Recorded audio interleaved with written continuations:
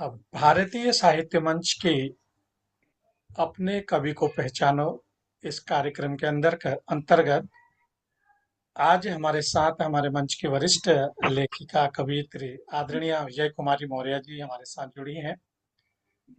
आज तक हम उनसे बहुत सारी कविताएं उनकी सुनते आए हैं, बहुत सारी रचनाएं उनकी पढ़ते आए हैं, लेकिन उनके बारे में जानने का अधिक मौका नहीं मिल पाया। और आज के कार्यक्रम के माध्यम से हम उनके जीवन परिचय के बारे में भी बातचीत करेंगे और उनके साहित्यिक जीवन की यात्रा के बारे में बातचीत करेंगे और अंत में उनकी मनपसंद पसंदीदा रचनाएं उनसे सुनेंगे।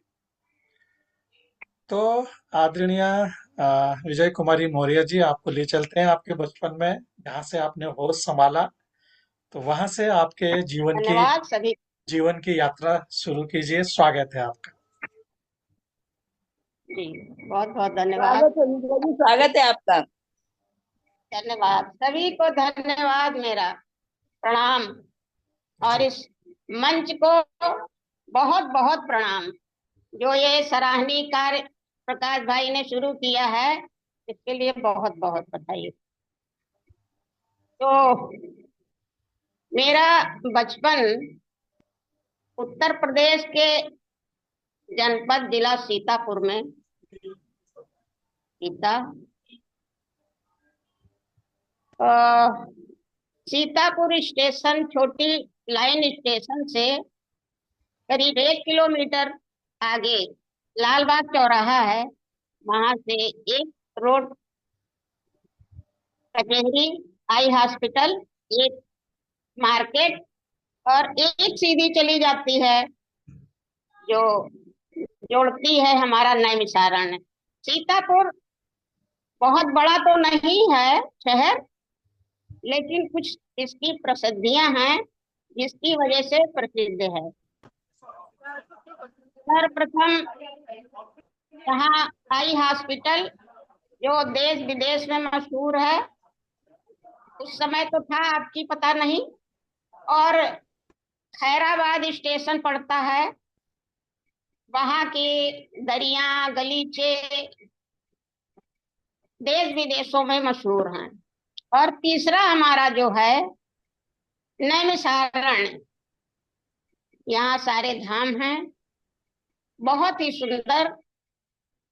84 कोस की परिक्रमा होती है और सभी लोग पहुंचते हैं, बहुत ही सुंदर है। हमारे जिला सीतापुर में 3 4 डिग्री कॉलेज हैं, 2 लड़कियों के हैं। और वहीं पर हमारा बचपन बीता। और एक नदी है जिसका नाम है सराय नदी। तो वहां पर जो ऊंचाई पर रोड है, उससे थोड़ा सा ढलान में नदी का किनारा। तो हमारे जो पिताजी के बाबा थे, वो अंग्रेजों के टेनिस खिलाते थे, तो उन्हें टेनिस मार्कर बोलते थे। हमारे पिता गौरी शंकर मौर्य, माँ कमला देवी मौर्य और हमारे बाबा राम नारायण मौर्य। तो हमारी दो जो है, इनको पहले कोठी कहा जाता था, यानी हवेली। एक तो मेन रोड पे और एक थोड़ा सा गहराई में थी, ढलान में, जो नदी का किनारा था वहां पर। तो करीब 5 बीघा खेत था और उसमें किनारे किनारे जंगल जलेबी के विशाल वृक्ष थे, करीब 15 20 थे, और बहुत ऊंचाई लिए, जैसे 15 16 25 फीट के, नदी के किनारे किनारे। इसके बाद हमारी अमरूदों की बाग थी, उसमें करीब 15 16 पेड़, वो भी करीब 15 16 फीट की ऊंचाई के रहे होंगे, जिसमें 12 मास फल आते थे। और वही हमारा मतलब घर था, एक ऊपर था मेन रोड पे जो हवेली थी। अ, और जो हमारे तराई में था, उसमें करीब सात आठ कमरे थे, उसमें हम लोग रहा करते थे। और खेती बाड़ी जो है वो तीन चार लोग संभालते थे। वहीं पर अपना टीन का बनाए हुए थे शेड, में रहते थे वो। और एक कुआं, बहुत ही विशाल कुआं, बड़ा कुआं था। उसमें पहले ये रहट ढकुली ढारी जाती थी, तो ऊपर से वो रहट चलाते थे, उससे खेती में सिंचाई होती थी। मैंने होश संभाला तो उसी घर में हम लोग रहे बाबा के साथ अपने। और बहुत आनंद आता था। वो बचपन ऐसा था कि आजकल की तरह नहीं था कि आजकल छोटी छोटी बच्चियों को भी लोग बाहर नहीं निकलने देते हैं। हमारे समय में वो बहुत ही अच्छा था, कुछ भी ऐसा नहीं था। वो मोहल्ला एक बटगंज था और एक तानसेनगंज। ये हमारा ख्याल है, बटगंज जो है किसी अंग्रेज का बसाया हुआ, और तानसेनगंज वो भी किसी अंग्रेज का बसाया हुआ है। रोड के उस पार वो हमदन इलाका था। वहां पर सब फर्नीचर का काम करते थे। पहले जो ये डबल बेड होती थी, तो डबल बेड ना होके एक बेड होती थी जिस पर मतलब मोर के और उसके वो मसहरी बोलते थे, उसके सिरहाने की तरह वो बनाए जाते थे। उसका काम वो लोग करते थे। ये लोग हल्द्वानी, तिलहर और लाल कुआं बरेली के यहीं के सब थे। हमारे पिताजी एक आयुर्वेद हॉस्पिटल था, उसमें कंपाउंडर थे। कमी किसी चीज की नहीं थी। तो वो अपना वहां चले जाते थे सुबह 9 बजे। हमारे पिताजी अकेले ही थे। हमारी दो बुआ थी, उनकी शादी हो चुकी थी। हम चार भाई बहन दूसरे नंबर पे थे। और हमारे मोहल्ले में छोटे छोटे, मतलब हमारे ही अ, हम उम्र के अपने बच्चे थे इधर के। और कुछ हमारी सहेलियां थी जो खेलते थे, पढ़ते थे, खेलते भी थे। हमारी पढ़ाई ज्यादातर कक्षा 2 तक तो घर में हुई। और क्योंकि हमारे पिताजी कहते थे स्कूल थोड़ा दूर था, कहते थे कि अभी इसको थोड़ा घर में ही पढ़ा मेरे नाम में। और मैं पढ़ने में इतना तेज थी कि जो भी किताबें क्लास की होती थी 6 महीने में से चेक कर जाती। अच्छा। और 6 महीने बाद फिर कहूँ, अपने पिताजी को बोलती थी बाबू। कहे बाबू अब क्या करें, हमने तो सब पढ़ ली, कहे फिर से उसको दोहराओ। हमने कहा अब मेरा मन नहीं लगता। हम्म। शाम शाम को पूछते हैं। पिताजी हमारे एक सुलेख लिखाते थे डेली, और एक इमला बोलते थे। जी। उस समय लकड़ी की पट्टी चलती थी, हम्म। उस पे राइटिंग, बहुत सुंदर राइटिंग उसकी कलम होती थी, नरकुल की, सेठे की। और खड़िया जो है उससे लिखते थे। तो ये जो टार्च के एवरेडी बल्ब होते थे उस समय, तो जब वो खराब हो जाते थे तो उनकी कालिश से उस पर पट्टी पे हम लोग वो कर देते थे। और बहुत इसके सही। बाद एक कोई शीशी होती थी, या तो हमारे पिताजी कहते थे कि तुम क्यों इसको कर रही हो, वो जो क्या नाम तुम्हारे चाचा जी हैं, भगवान दीन हैं, 3 4 लोग रहते थे, खेती करते थे, उनसे घुटा लो। हमने कहा नहीं, अपनी पट्टी हम ही घुटेंगे। एक शीशी से घोटते थे और बोलते जाते थे, सुख सुख पट्टी चंदन घुट्टी, सुख सुख पट्टी चंदन घुट्टी। वाह, वाह, वाह, और उसको बहुत खूब पर डालते थे। इसके बाद उस पर सुलेख लिखते थे। जी। सुलेख लिख के रखते थे। पिताजी कहते थे तो जब लौट के आएंगे तब देखेंगे सुंदर राइटिंग इस पर, अच्छे से लिखना। ठीक है। मेरी माँ, मेरे बाबा चूंकि वहीं बरामदे में बड़ा सा तखत था, उस पे तकिया मंसद लगा के लेटे रहते थे, तो मेरी माँ थोड़ा सा पर्दा करती थी, ज्यादा उनके सामने नहीं निकलती थी। तो मेरी माँ वैसे रामायण का पाठ और थोड़ा भक्तिन थी वो। तो उस समय, क्योंकि ये काठ के बर्तन भी चलते थे हमारी दादी के पास थे, तो वो मुझे नहीं देती थी, कहती थी कि तुम जो है अपने सहेलियों को और इनको दोस्तों के इकट्ठा करते हो, कोई छू लेगा, तुम इसको मत छुआ करो ये बर्तन। हमने कहा अच्छा ठीक। वही हमारी पढ़ाई हुई। और इतना ज्यादा हम उछल कूद करते थे, इतना ज्यादा करते थे कि कभी कभी मेरी माँ मुझे मार देती थी।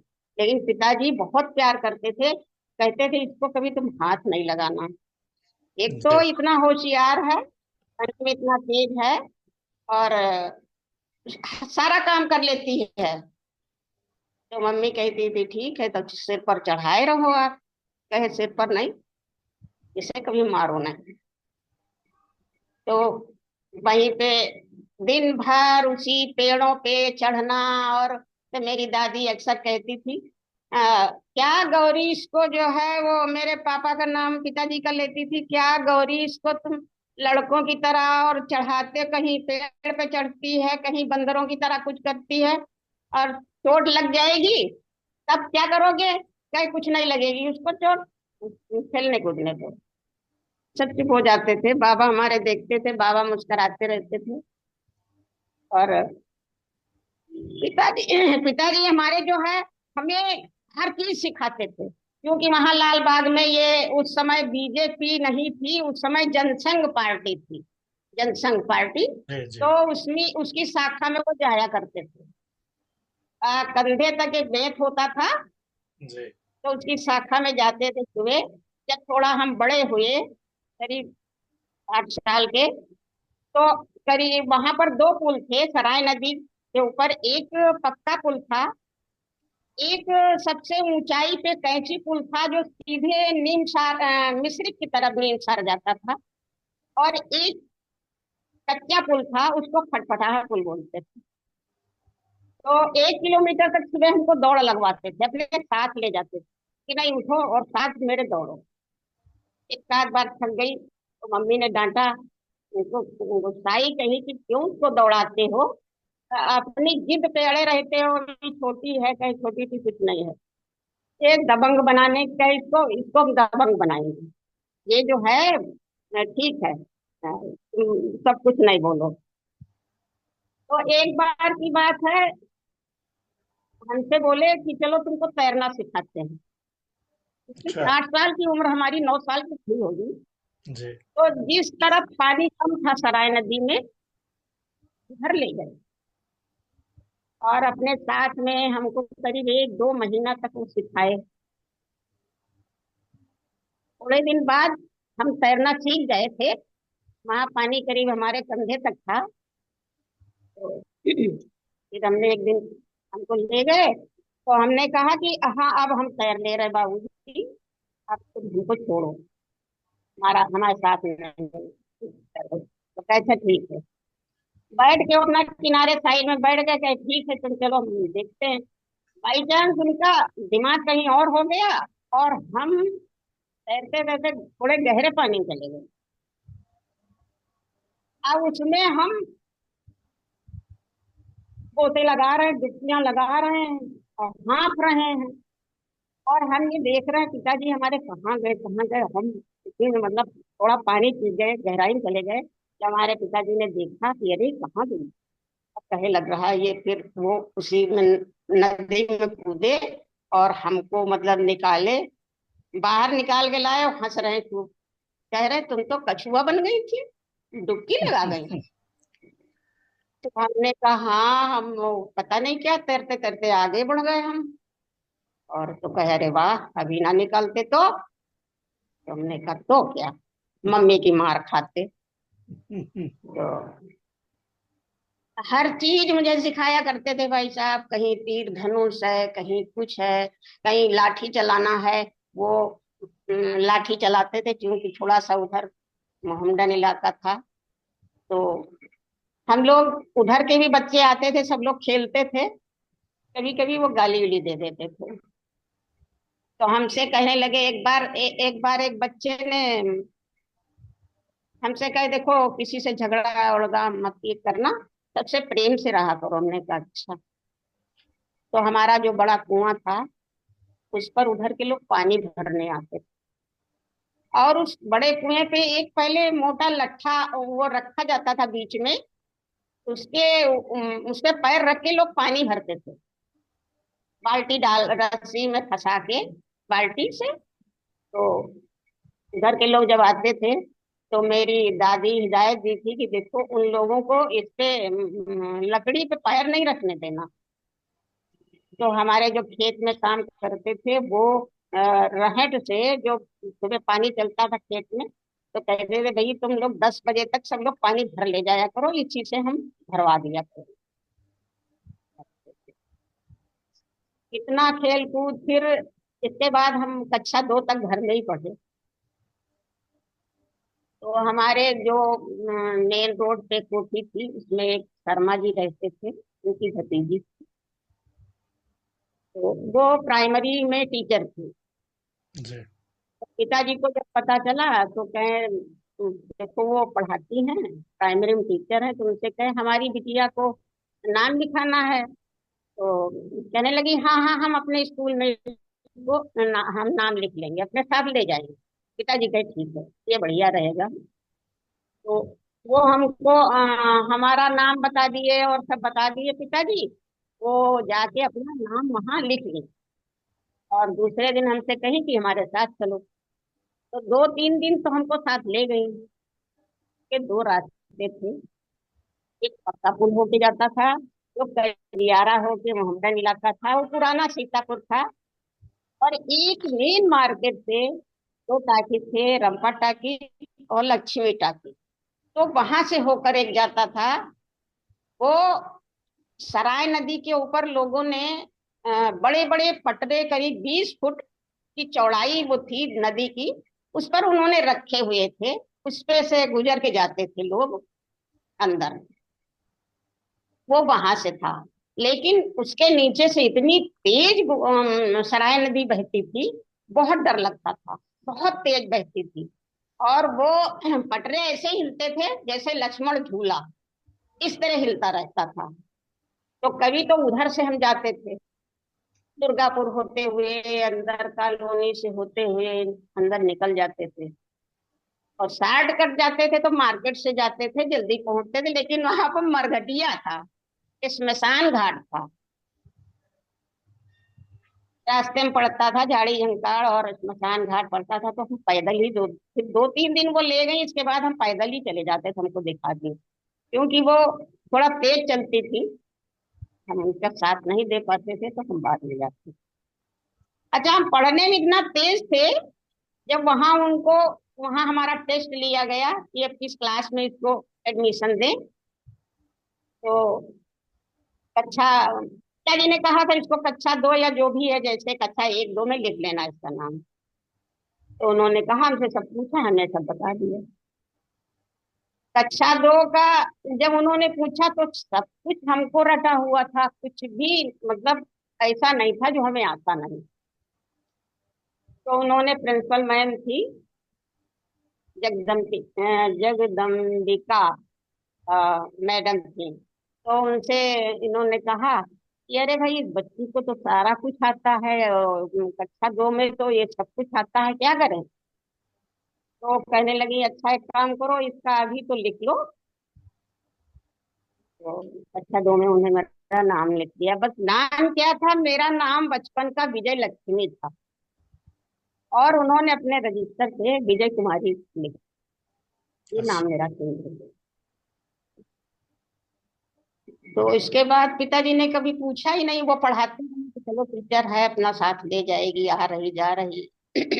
एक दिन मेरी माँ माँ से हमने बताया, हमने कहा हम इधर से जाते हैं तो नदी नहीं पड़ती, इधर से जाते हैं तो नदी पड़ती है। तो मम्मी ने बाबू को बताया, पिताजी मतलब हमारे पिताजी को बताया कि देखो नदी से जाती है होके, और कभी डर गई और उसी में गिर गई तो क्या होगा, तो इसका नाम कहीं और लिखा दे।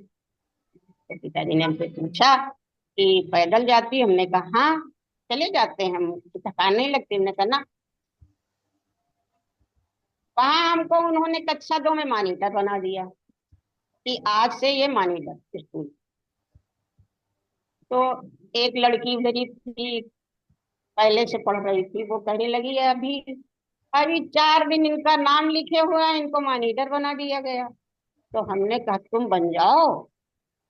मैं टीचर जी से कह दे रही हूँ, बहन जी उस समय कहते थे, हम्म, मैं बहन जी से कह देती तुम बन। मैंने दूसरे दिन कहा, मैंने कहा कि इसको कह रही है कि अभी 4 दिन आए, ये मॉनिटर बना दिया गया, तो उससे कहीं पढ़ी हो तुम? अच्छा बताओ, तुम 19 का पहाड़ा बताओ, सुनाओ। हम्म, तो मुंडी नीचे कर ली। कहे तुमको 19 का पहाड़ा नहीं आता, तुमको अभी ढंग से पाई मात्रा नहीं आती, अभी इमला तुम्हारा बोल दे तो तुम नहीं लिख पाओगी, और इसको सब कुछ आता है। तो कहने लगी "आ, माफ कर दो मैडम जी, माफ कर दो"। खैर, मेरे पिताजी जब उधर से लौटते थे तो हर चीज रटाया करते थे। रात में सोते समय ये 12 खड़ी और पहाड़े और सब रहीम के दोहे, कबीर के दोहे, मतलब ऐसा कुछ नहीं होता था कि वो सुनाते नहीं थे, रटाते नहीं थे। और जितनी कविताएं मेरी किताब की होती थी वो सब सुनते थे। जबानी रटी हुई थी हमको, और हर चीज वो पढ़ाया करते थे।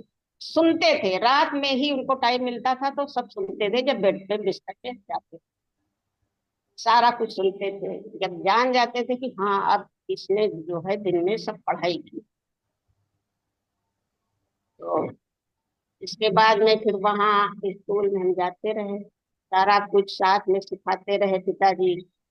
कभी कभी साथ में सहेलियों के साथ और खेलते थे। हमारे लोगों के खेल क्या होते थे, वही कंचा, उस समय कंचा खेलते थे, और ये गिल्ली डंडा, खो खो, कबड्डी, और इक्कल दुक्कल, ये ये सब खेल होते थे। और गुट्टे थे, गुड़िया जी। गुड्डे हमने नहीं कभी खेले, ये खेल खेलते थे। कभी कभी जो बच्चे शैतानी करते थे, लड़के जो हमारी उम्र के थे, तो उनको बस इसी तरीके से कंचे खेलते थे। तो जब निशाना लगाते थे तो दूसरे में लगा देते थे, लेकिन छीन सारे लेते थे। हम कहते थे नहीं हमारा सही निशाना लगा, सब सारे कंचे दो हमको। और फिर वो कंचे जब वो लड़का अपने छोटे लड़कों से छीन लेता था तो मैं उनको सबको बांट देती थी, कहती लो तुम लोग, बहुत बदमाश है ये, सारे बांट देती थी। और कबड्डी खेलती थी। तो एक बार क्या हुआ, कबड्डी खेलते खेलते खेलते खेलते छल कबड्डी अकड़ा, बुलबुल को पकड़ा, ऐसे कहते जा रही थी उनके पाले में, और मेरी सांस टूट गई। तो एक लड़के ने मुझको पकड़ना चाहा, तो पकड़ नहीं पाया, मैं अपने पाले में भाग गई। तो उसको लोग कहे चलो तुम मर गए, निकलो बाहर निकलो।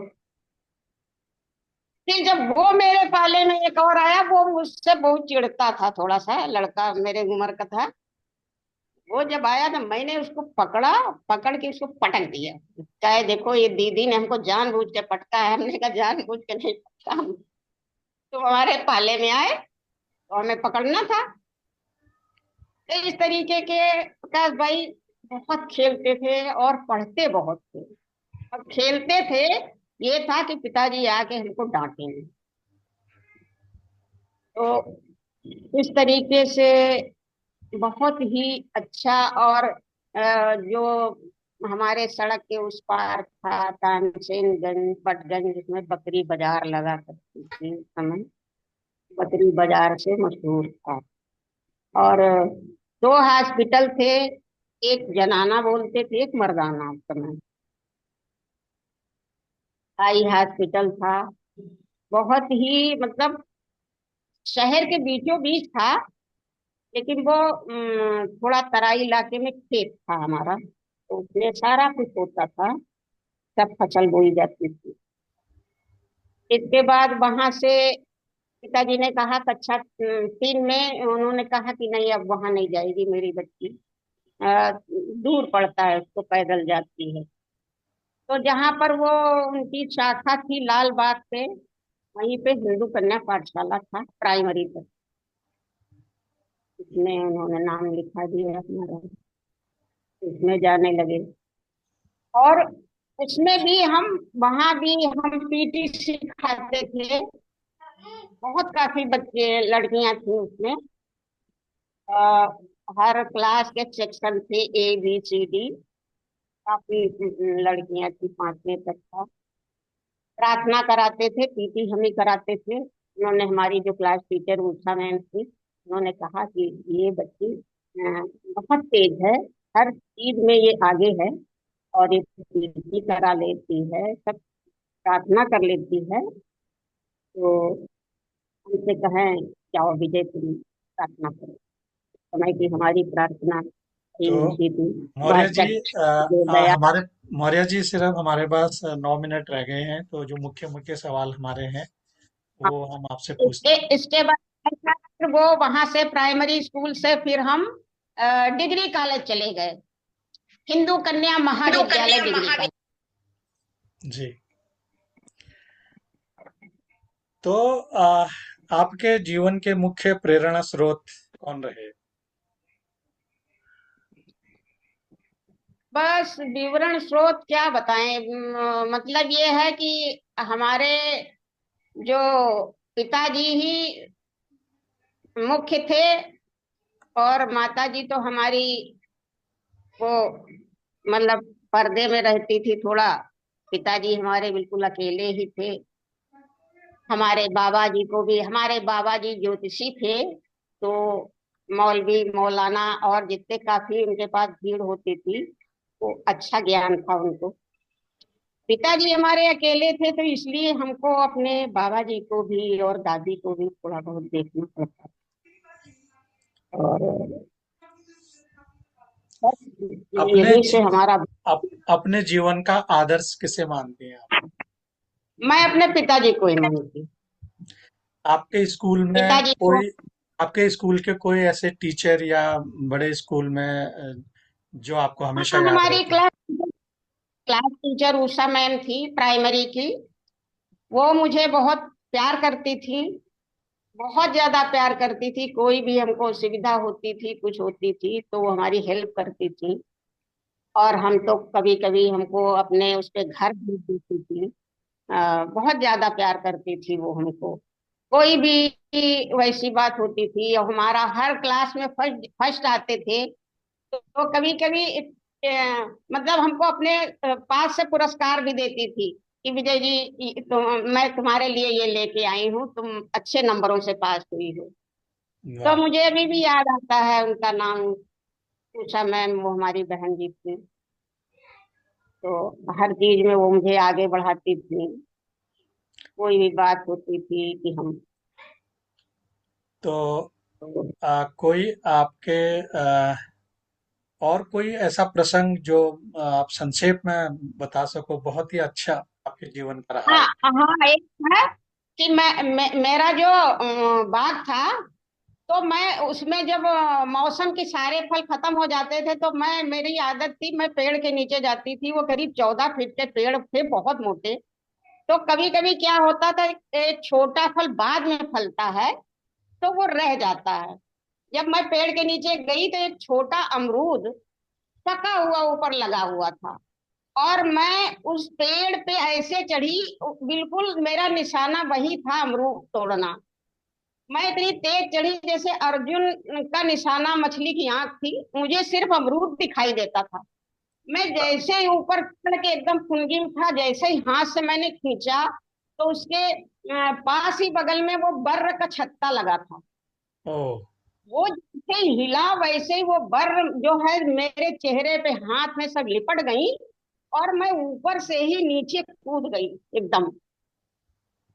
घास थी, और एकदम चीखते हुए भागी, बाबू बचाओ, बाबू बचाओ। तो उन्होंने कहा क्या हुआ, क्या हुआ? तो मेरे डंक उंक लग गए थे काट, तो उन्होंने मिट्टी का तेल प्याज और लगा के उनको सब निकाला। हंसते हुए बोले कि तुम बहुत पहाड़ पे चढ़ती हो, लेकिन वो अमरूद हाथ से मेरे नहीं छूटा। वो मैं मुट्ठी में पकड़ के बहुत सुंदर, बहुत सुंदर। सर इसको इतनी बर काटी है लेकिन बहुत इसका अच्छा, अमरूद बहुत नहीं। बढ़िया। वाह वाह। इसको कान पकड़ के उठक बैठक लगाओ, ये पेड़ तो बहुत चढ़ती है। तो बस अच्छा। जब कभी याद आता है ये सब चीजें तो बहुत बहुत हंसी अपने पे आती है कि हम कितना उदंड थे बचपन में। जी जी जी। और तो शादी के बाद का दबंग भी कोई, थे। शादी के गाली बाद दे। का, शादी के बाद का कोई रोचक प्रसंग संक्षेप में। शादी के बाद तो बच्चों के साथ पढ़ाई जो भी छूट गई थी वो पढ़ाई हुई। बस साहित्य में ही जीवन रहा शादी के बाद भी। हमारे जो पति थे वो रेलवे स्टेशन पे सुपरवाइजर थे। जी। नमस्कार। अच्छा, तो आपसे पुष्पा अंतिम जी सवाल मेरा। नमस्ते। आप, नमस्कार। नमस्कार। नमस्कार पुष्पा जी, रजनी जी को, आदरणीय त्रिभुवन शंकर चातक जी को भी नमस्कार। और हेलो। हमारे, जी आपकी आवाज कट इंटरनेट रही है। गड़बड़ा गया पंडित जी। हाँ। हेलो। मेरी आवाज नहीं आ रही? हाँ, अब आ रही है। आ रही, आ रही, अब आ रही आ रही आपसे। है आवाज। आपसे अंतिम प्रश्न है कि आप एक कवयित्री होकर के एक सामाजिक दायित्वों का निर्वहन करते हैं, एक जिम्मेदारी आपके ऊपर है समाज को का संदेश देने का। तो ऐसे में आप समाज को क्या संदेश देना चाहते हैं? समाज को संदेश यही देना है कि भाई कितनी भी आप को परेशानियां हो, आपके पास काम हो, लेकिन आपको यदि कोई भी आपकी मंजिल आपको तय करनी है, कुछ पाना है, तो उस पर आप फोकस करें और उसको पाने के लिए कठिन परिश्रम करें। भले ही आप कितना भी आपको काम हो, वो बाधा नहीं आ सकता है। और मेरे जीवन में यही रहा। गृहस्थी में बहुत कार्य रहे, समाज में भी देखती रही, सामाजिक भी निभाती रही, परिवार भी निभाती रही, रिश्ता भी निभाती रही। लेकिन सब जो मुझे करना था वो मैं करके तभी मैं सोती भी थी। और यही मैं समाज को देना चाहूंगी कि आपको यदि कुछ अच्छे कार्य करने हैं समाज में तो कोई बाधा नहीं आ सकती। आप कर सकते वाह। तो आज तो आपका जीवन परिचय सुनते सुनते समय का पता ही नहीं चला, और एक सांस में आपने सारा अपना परिचय सुना दिया। और नैमिषारण्य जो इतनी अच्छी जगह है, मेरा वहां पर जाना हुआ है सौभाग्य से। तो वहां पर तो गोमती नदी है ना? हैं। के आइए, अच्छा। नैमिषारण्य जाइए आप, बहुत अच्छा है। वहां देखा हुआ है मेरा, मैंने स्नान भी किया हुआ है वहां काफी। अच्छा। हाँ। हाँ, सारे तीर्थ हैं, बहुत अच्छा है। तो वहां तो गोमती सत्यनारायण नदी, की कथा में भी। गोमती नदी बोलते हैं ना वहां गोमती पे है। नदी है, हम भी वहां पर जा चुके हैं, नहा चुके हैं शक्ति में। आपने जो नदी बताई वो कुछ और बताई, इसलिए पूछा मैंने। सराय नदी सराय अब नदी। तो नाला बन गई है। अब वो नदी वो नहीं रह गई, बिल्कुल सूख गई है। जी जी। और उस समय बहुत बाढ़ आती थी। सन 60 की बाढ़ मुझे याद है, पूरा सब डूब गया था। सबसे ऊंचा पुल है, बस थोड़ा ही बचा था, पूरा शहर समझो डूब गया था।